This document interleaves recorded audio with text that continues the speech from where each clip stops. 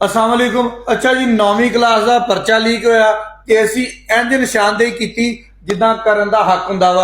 अमीन town दी academy student इन ते नाल निका जिहा प्राइम ओदा जनाबे अली मालक राणा खालिद जिहड़ा बोर्ड दे विच क्लर्क सीगा ਉਹ ਇਨਵੋਲਵ ਸੀਗਾ। ਅਸੀਂ ਤਾਂ ਲੋਕਾਂ ਨੂੰ ਦੱਸਿਆ ਤੇ ਲੋਕਾਂ ਨੇ ਪਤਾ ਕੀ ਕਿਹਾ, ਭਾਈ ਉਹ ਤਾਂ ਨੇਕ ਹੀ ਬਹੁਤ ਆ, ਉਹਦੇ ਦਾ ਕੰਮ ਹੀ ਬਹੁਤ ਚੰਗੇ ਆ, ਉਹ ਤਾਂ ਇਦਾਂ ਦੇ ਕੰਮ ਕਰਦੇ ਨਹੀਂ।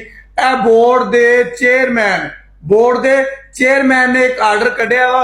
ਉਹਨੇ ਕਿਹਾ ਜੀ ਕਿ ਰਾਣਾ ਖਾਲਿਦ ਜਿਹੜਾ ਵਾ ਬਿਆਲੋਜੀ ਦਾ ਦੂਸਰੇ ਟਾਈਮ ਦਾ ਜਿਹੜਾ ਪਰਚਾ ਵਾ ਉਹਨੂੰ ਲੀਕ ਕਰਨ ਦੇ ਵਿੱਚ ਮੁਲੱਵਸ ਪਾਇਆ ਗਿਆ ਵਾ। ਕੀ ਹੋਇਆ ਭਲਾ?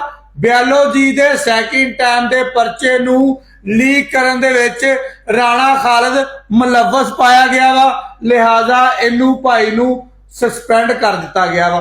ਹੁਣ ਜਨਾਬੇ ਅਲੀ ਰਾਮ ਜੇ ਉਹਨਾਂ ਲੋਕਾਂ ਨੂੰ ਜਿਨ੍ਹਾਂ ਨੇ ਥੱਲੇ ਆ ਕੇ ਕਮੈਂਟ ਕੀਤੇ ਸੀ, ਆਪ ਖਬਰ की तहकीक नहीं करते, आप खबर की तहकीक कर लिया करें, आप इस तरह के सहाफी हैं, आप उस तरह के सहाफी हैं। मेरी सहाफत देखनी है ना तो सिर्फ यह गल देख लेना कि मैं खबर दी सी 7 दिन पहले तकरीबन कि पेपर अमीन टाउन दी अकैडमी स्टूडेंट इन निका जिहा प्राइम उथों लीक होया।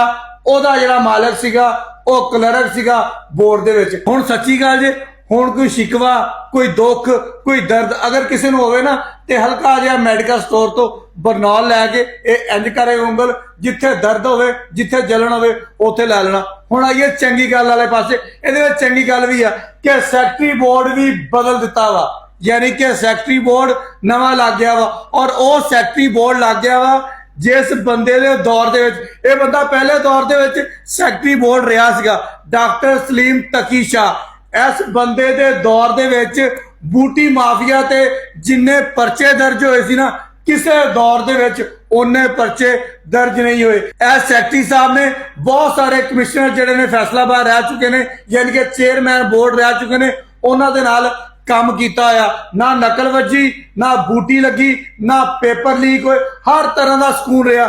जो यह कबीना आई इन्हां दे दौर दे विच अन्नेवाह पेपर लीक होने का मामला जो सामने आया, फिर असी हल्की फुल्की छानबीन की ते फिर यह पता लगा कल आही पेपर लीक नहीं होए, इस तो पिछले भी होए, उस तो पिछले भी होए, उस तो पिछले भी होए, फिर इधर चल जाने क्योंकि उधर अगे कंध आई नहीं है, इस तो पिछले भी होए, इस तो पिछले भी होए। इन्हां दे दौर दे विच इन्ने परचे लीक होंदे रहे। लिहाजा वजीरे तलीम राणा सिकंदर साहब को गुजारिश करांगा कि सर मुअत्तल होना, तब्दील होना यह कोई सजा नहीं हैगी। इन्हां दे खिलाफ बकायदा मुकदमा दर्ज करके इन्हां नूं पाबंदे सलासल किया जाए ताकि साडियां आने वाली नस्लों के मुस्तकबिल नूं बचाया जा सके। असीं जिहड़ी गल कीती सी वो गल एक बारी फिर सच्ची साबित हो गई है। मेरा ते तुहाडा अल्लाह हाफिज़।